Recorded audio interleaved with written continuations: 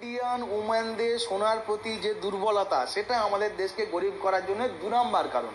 প্রথম কারণ কি? ইন্ডিয়া পেট্রোলিয়াম তৈরি করে না। ঠিক, ফার্স্ট আমরা পেট্রোলিয়াম তৈরি করি না। সেকেন্ড, আমাদের প্রচুর গোল্ড ইম্পোর্ট করতে হয়, অত সোনা কিনতেই আমাদের দেশ গরিব হয়ে যায়। ঠিক আছে, শুধু সোনা কেনার জন্য আমাদের দেশ গরিব হয়ে যায়। রাখার জন্য কেনে বটে, সোনা অবশ্যই একটা গুড আইটেম অফ ইনভেস্টমেন্ট, কিন্তু পৃথিবীতে, ভারতবর্ষে জমিয়ে রাখবে বলে ইনভেস্টমেন্টের জন্য সোনা কটা লোক করে? কতগুলো লোক করে সোনা ইনভেস্টমেন্ট। সোনা কিনে ইনভেস্টমেন্ট করার পার্সেন্টেজ হয়তো 1 লক্ষে 2টো। কিন্তু মেয়ে, ভারতীয় মেয়ে, ছোট লোক হোক, মেজো লোক হোক, বড় লোক হোক, সে তার বেস্ট লেভেলটা চেষ্টা করে সোনা কিনতে। বুঝতে পেরেছো তো ইম্প্যাক্টটা কি? বড় লোকের বউরা কত কত সোনা কেনে। সুতরাং সোনা ওই জন্য প্রচুর ইম্পোর্ট করতে হয়, আমাদের প্রচুর ইম্পোর্ট করতে হয়।